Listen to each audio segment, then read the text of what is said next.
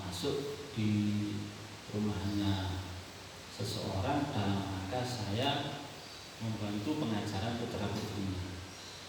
Ini kebalikan, yang laki-laki sabar kok, sabar. Saya nggak tega, asli nggak tega. Saya ngajar putra putrinya, saudara saya yang bagaikan masak di rumah itu setiap hari keluar, yang perempuan bawa mobil sendiri, ternyata punya kenalan lain. Yang laki-laki itu bapak curhat ke saya kok. Nah, yang memegang uangnya kan saudara saya perempuan yang bagian masak di dalam. Dan pernah diajak ke rumah saudara saya langsung. Laki-lakinya itu yang lainnya. Terus saya bilang, saya nggak kuat kalau di dalam. Saya kan datang ke rumahnya. Saya nggak kuat kalau di dalam. Kenapa? Ya, yang suaminya kan seminggu sekali pulang. Berangkat Senin, datang Jumat. Saya ketemunya kan Sabtu. Setiap hari begitu. Saya tak keluar aja ngajak putra putri ini. Saya nggak tega lihat suaminya. Ya ngalah terus. Itu pernah saya terjadi seperti itu. Maka harus jenengan pagri. Yang kebetulan saat ini jenengan menjadi istri yang sholihah, jenengan pagri suaminya. Bacakan Fatihah tadi. Biar dijaga di sana. Harus saling membantu dan mendukung dalam kebaikan. Namun itu untuk surat Al-Lahab. Ada yang ditanyakan sebelum saya sambung ke surat An-Nasr.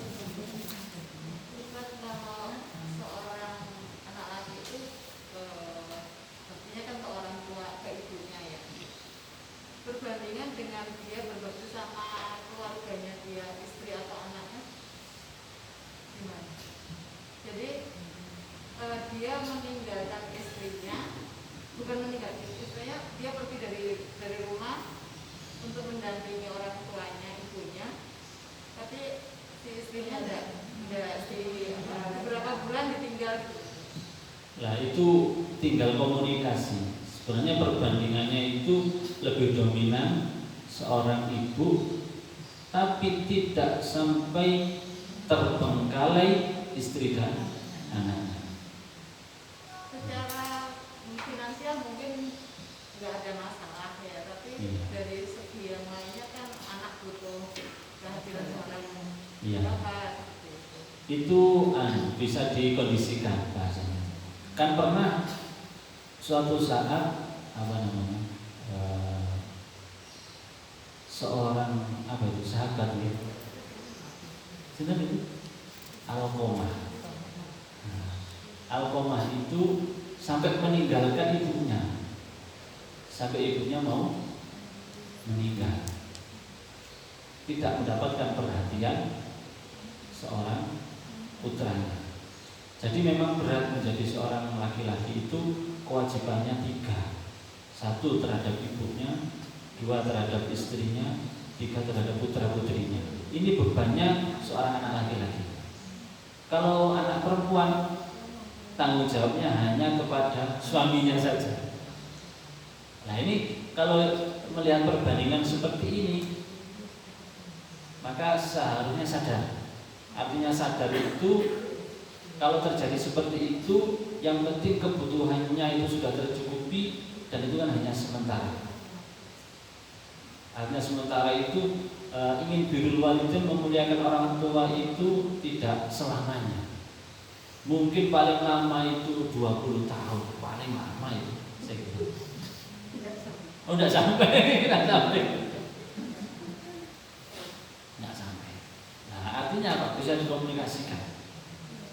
Bagi si istri itu menyadari, bagi si suami bisa menghabiskan waktu, tidak terbengkalai lah biasanya. Ya, saya terjadi seperti itu yang curhat. Seperti ini kasusnya, istrinya nggak dikasih nafkah.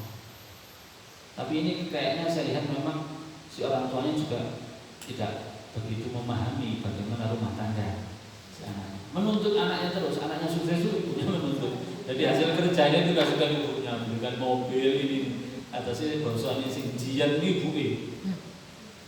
Nah, yang istri curhat ke saya gimana, suami saya gini. Semua hasil yang dihasilkan dari kerja itu diminta sana, tidak sana. Nah ini repot kalau menjadi anak seperti ini. Yang laki-laki ini bingung kan, sampai buat rumah itu yang buatkan ibunya yang perempuan. Padahal kerjanya sudah luar biasa. Karena yang sana terlalu muncul. Nah ini kan berat kalau seperti ini. Tapi kalau sifatnya bisa dilogikakan secara syariat, kita yang harus sadar sebagai istri. Hanya sebatas menjaga dan sebagainya. Dan jenengan sadarnya itu malah bangga punya suami seperti itu. Bangga dalam arti kan yang penting tidak melanggar loh, jenengan sudah tercukupi. Ini untuk konsep kewajiban istri. Malah bangga, alhamdulillah suami saya bisa birrul walidain, sehingga nanti itu akan menjadi media wasilah keberkahan dan kesuksesan keluarga jenengan. Asalkan tidak melampaui batas. Melampaui batas seperti yang saya ceritakan tadi, dibiarkan begitu saja karena tuntutan besar. Nah itu harus pandai-pandai mengkomunikasikan. Nah ini pelajaran bagi kita sebagai orang tua. Nah ada orang tua yang paham betul itu, orang tua paham betul aturan, sehingga tiga-tiganya paham, sadar itu hidupnya akan bahagia. Yang orang tua punya ilmunya, sadar. Anaknya laki-laki ini juga punya ilmunya, yang istrinya juga punya ilmunya, sehingga ketiga-tiganya akan saling menyadari. Contoh seperti ini. Ini malah kebalikannya, malah kebalikan. Seorang istri bapaknya sakit. Ini secara syariat sudah tidak menjadi tanggung jawab anak perempuan, tapi menjadi tanggung jawab anak laki-laki. Kalau punya, kalau nggak punya berarti semuanya ini anak-anak perempuan semuanya. Tapi yang paling dominan adalah anak laki-laki. Tapi ketika sakit, si istri ini izin kepada suaminya, ya saya mau menjaga abah ini sakit, kasihan saudara-saudara juga bergiliran, giliran jaga. Ya sudah, kamu jaga aja, nggak apa-apa. Nanti kalau masalah anak-anak, cuma 3 hari kan, ya. Saya bisa mengantarkan ngurus-ngurus ini. Berarti suaminya juga pengertian, karena istrinya diizini untuk menjaga orang tuanya, yang padahal itu bukan kewajibannya. Cara termasuk istrinya tahu jalurnya izin dulu, suaminya juga tahu memberikan izinnya. Jadi sesampainya di sana orang tuanya juga tahu. Nah, saya menulis izin sing lanang sampun bagus. Setelah 2 hari suruh pulang. Nah, ojo suwi-suwi. Seakan suaminya. Loh ini mertuanya luar biasa, karena memperhatikan kewajiban putrinya yang ini kewajibannya kepada suaminya. Nah, akhirnya kalau seperti ini, itu kebahagiaan yang luar biasa. Saling mengerti di antara 3 komponen ini. Padahal kan seharusnya anak laki-laki. Nah, bagi yang anak laki-laki harus tahu tadi, bisa mengkomunikasikan dan mengkondisikan bagaimana keluarganya di rumah. Sampai terjadi karena si suami ini tidak pandai-pandai mengkomunikasikan terhadap istri, yang istri tidak menyadari, sampai-sampai cemburu seorang istri ini karena suaminya terlalu memperhatikan ibunya, sampai si istri ini memasrahkan suaminya terhadap keluarganya yang lain. Ini kan berat mengatasi seperti ini, karena tidak saling menyadari, tidak saling mengalah. Kalau saya masuk ke jalur ini, yang ini tidak setuju. Saya masuk jalur sini, yang ini akan repot. Jadi kalau seperti itu sulit, maka tadi itu harus saling mengalah dan menyadari. Ada lagi yang ditanyakan? Berat nih, tidak seperti yang kita lihat di televisi. Malah sekarang ini televisi itu tambah membuat kehidupan di masyarakat, memberikan contoh yang tidak benar. Itu kan memberikan gambaran agar ditiru kan. Mau ada lagi pertanyaan? Jangan sampai seperti Abu Lahab dan istrinya saling mendukung dalam hal ketidakbaikan. Nanti kalau saling mendukung dengan hal kebaikan itu akan berkah. Contohnya seperti suaminya sinten itu yang menyusui Rasulullah, Halimah Sa'diyah. Sa'diyah itu daerah namanya Halimah. Kalau di sini itu Al-Malanji, daerah Sa'diyah. Nah itu di sana saat itu karena saking krisis moneter sehingga seorang perempuan itu harus juga ikut bekerja dalam membantu ekonomi keluarga. Ini adatnya di Jawa nih. Perempuan ikut kerja. Iku saat dia wong wedok. Padahal nggak wajib, perempuan nggak wajib. Yang wajib mencarikan nafkah adalah suami. Kok gelem kerja saat dia wong? Sebaik-baiknya manusia. Saat itu sedang krisis, sehingga si istri Bu Halimah ini ikut bekerja. Rata-rata di situ masyarakat di daerah situ pekerjaannya adalah menyusui. Yang suami cari kerja sana nggak dapat. Yang istri ini karena pakai transportasi yang paling murah dan paling rendah, perjalanannya lambat. Di daerah itu banyak orang yang punya bayi, semuanya sudah berangkat sudah. Ibu Halimah ini terakhir berangkatnya, sehingga tidak keduman,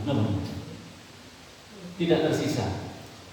Setelah datang di Makkah, itu tanya-tanya, Bu, Pak, apa masih ada di sini bapak ibu yang punya bayi untuk saya susui? Kayaknya sudah tidak ada. Kemarin sudah diambil ibu ini. Tanya sana lagi, tanya ke sana lagi. Ada, oh ada. Di pojok sana terakhir sisa ini, yaitu Sayyidah Aminah, bayinya Sayyidah Aminah Nabi Muhammad. Kita tanya, Bu, ini saya mau menawarkan jasa ini. Kata orang kampung, tinggal satu bayi yang belum mendapatkan ibu asuh. Oh iya silakan. Terus kemudian kira-kira gajinya berapa, Bu? Kata Sayyidah Aminah, wah kalau gaji gak mampu saya, karena kami keluarga ekonomi menengah. Kalau hanya sebatas makan atau nanti kalau ada rezeki yang saya bawa, saya kasih apa dan apa itu, tapi gak janji. Gimana itu? Gak ada pekerjaan. Bayi sudah habis.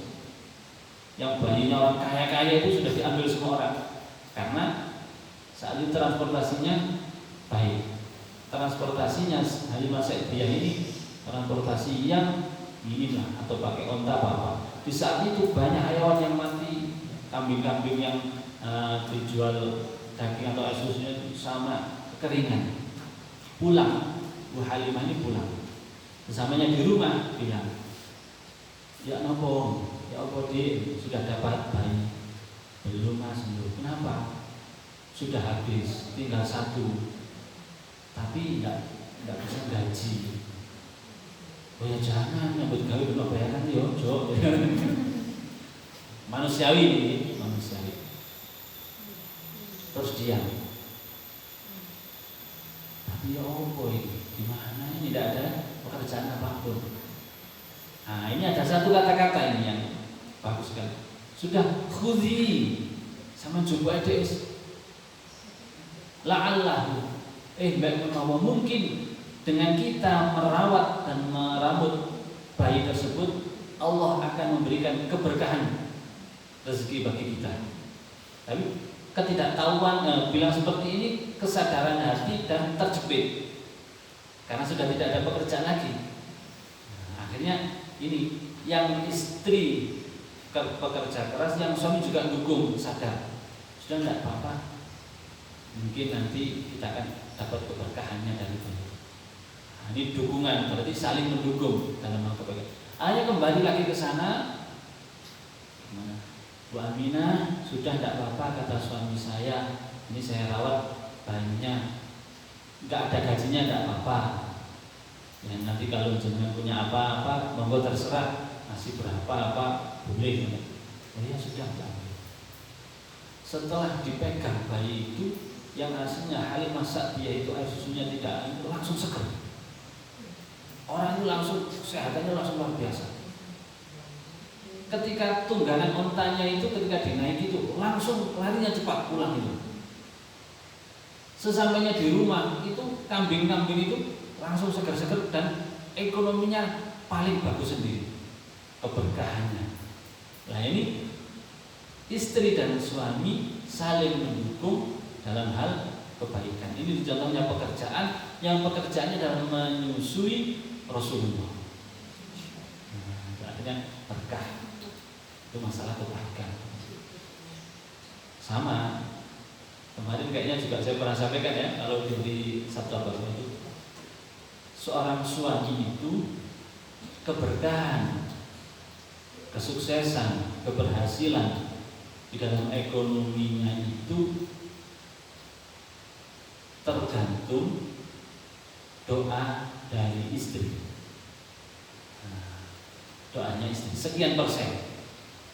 Kalau seorang suami itu tidak memuliakan istrinya dan tentunya kedua orang tuanya, itu kurang berkah. Sehingga kalau komunikasinya baik dengan istri, saya yakin ketika suami berangkat bekerja akan didoakan, ya Allah jenengan paringi keselamatan suami saya, keberhasilan dan rezeki ini. Nah, karena doanya itulah sehingga suami sukses. Di samping dia juga mendoakan kedua orang tuanya dan doanya kedua orang tua. Nah ini harus saling menyadari. Kalau suami tidak menyadari, ya saya seperti ini ya karena hasil saya sendiri, ini repot. Nah, bisa-bisa menjadi korban istrinya. Ada lagi yang ditanyakan?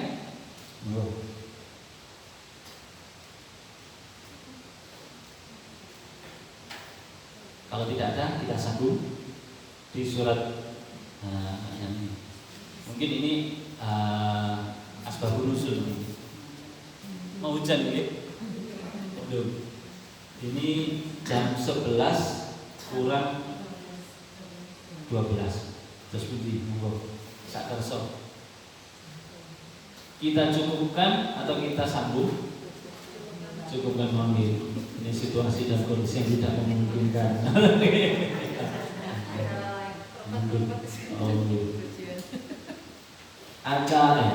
Situasi dan kondisi seperti ini mendung dan bahkan nanti hujan itu termasuk waktu yang mustajabah.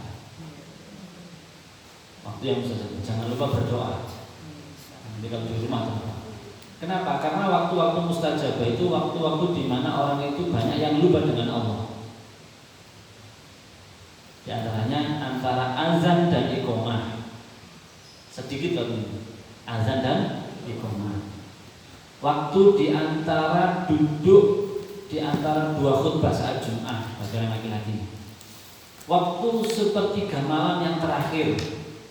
Itu kan waktu-waktu singkat dan berat. Banyak orang yang lupa. Kemudian saat hujan. Kenapa kok saat hujan waktu mustajabah banyak yang lupa dengan Allah? Ingatnya itu jemuran. Ingat jemurannya. Pasti lupa dengan Allah. Hanya orang yang beruntung yang saat itu ingat Allah itu. Langsung doa, ya Allah ini adalah waktu mustajabah. Terus gak koper jemurannya. Saya kira saya cukupkan pertemuan pagi hari ini. Mudah-mudahan ini sedikit bisa memberikan motivasi kepada kita. Mudah-mudahan kita dijadikan suami istri yang keluarga yang sakinah, mawaddah, warahmah. Putra-putrinya dijadikan putra-putri yang sholih dan sholihah. Kita tutup kajian pagi ini dengan doa kafaratul majelis. Bismillahirrahmanirrahim. Subhanakallahumma wa bihamdika asyhadu an la ilaha illa anta astaghfiruka wa atubu ilaik. Assalamualaikum warahmatullahi